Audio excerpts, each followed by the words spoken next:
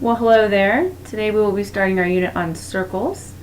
For our first definition, the circle, it is the set of all points in a plane at a given distance from a given point in the plane.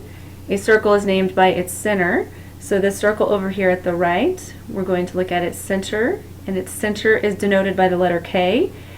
So as far as our notation, we will write circle, so kind of a mini circle there, and then its center, which is K, so circle K.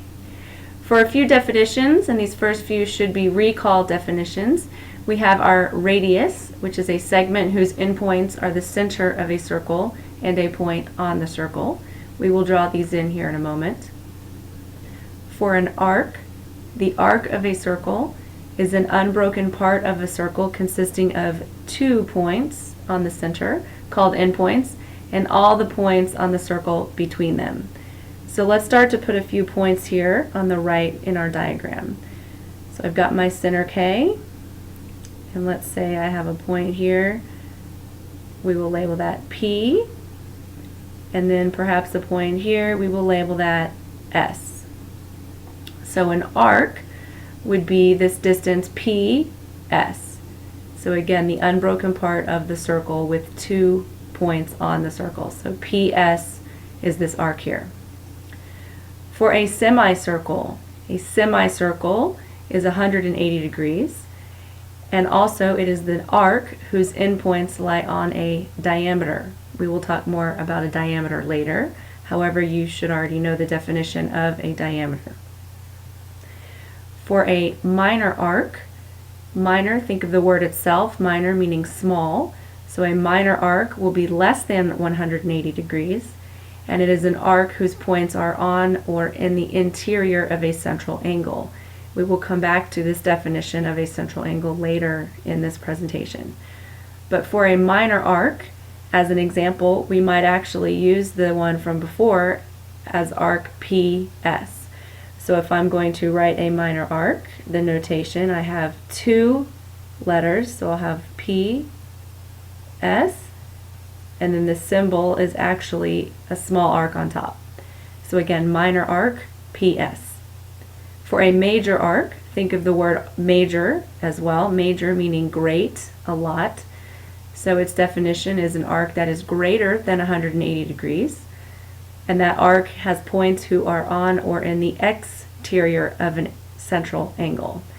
So for instance, we may add another point here along our circle, call this point D. And an example for a major arc in this diagram would be SPD. So again, we start from S to P to D, go in that order, and we should see that it is indeed greater than 180 degrees. So this would be major arc SPD. Notice I have 3 letters to indicate this one. And again, there's our arc symbol. So SPD, major arc. If we then went back and drew in a few other of our definitions here, I may draw in a radius. So radius, KD. We'll go back up and add this here. Remember, a radius is a segment, so that notation from before with the bar over the 2 letters. And then a semicircle would be 180 degrees. So we may have a semicircle that would span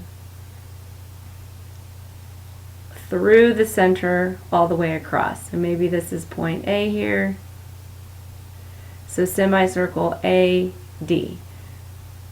So semicircle AD, again noted by that arc.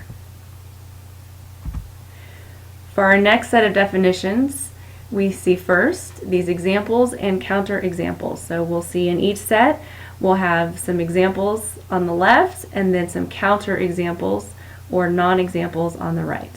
For our first definition, this should be recall. Number 1, the diameter. The diameter is a segment that has endpoints on the circle that passes through its center. So a few examples here. If you look at A, it goes through the center all the way over to B. Again, a segment, you'll see the notation here as noted, segment AB, also a diameter AB.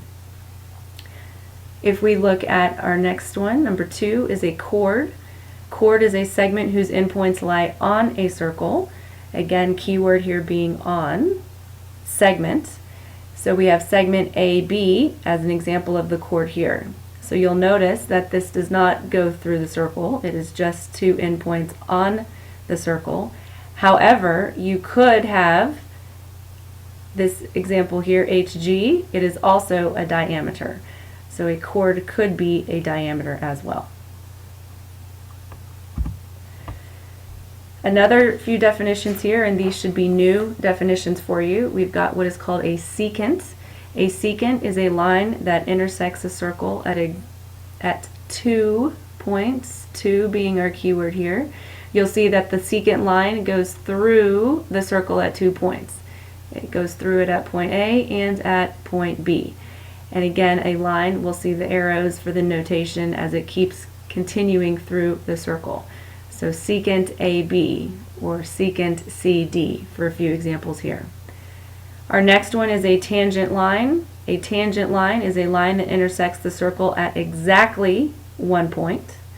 So you'll see here this tangent line CD, it touches the circle only at point C, but it is also a line. Again, you'll see the notation with the arrows to show that it continues on forever.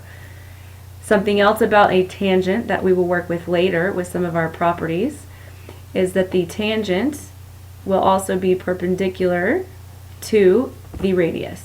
So if I sketch in this tangent line here, artwork not the best, but I will have a right angle where it intersects, again, the radius where it intersects with this tangent line, and I have a right angle. It is perpendicular 90 degrees. For an inscribed angle, number 5, an inscribed angle, think of the word inscribed. An angle whose vertex is on a circle and whose sides contain chords. So my vertex here, for example, I've got ABF, angle ABF.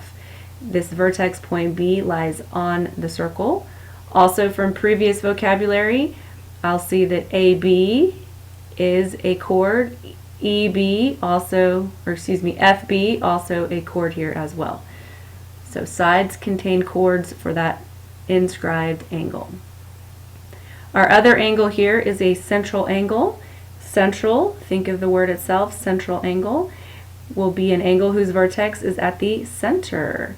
So, for example, I've got angle CUT. All right, so notation, angle CUT, again, this U is the center of a circle, also the vertex of our central angle. And for our last addition here, you will see what is called concentric circles. Concentric circles are coplanar circles with the same center.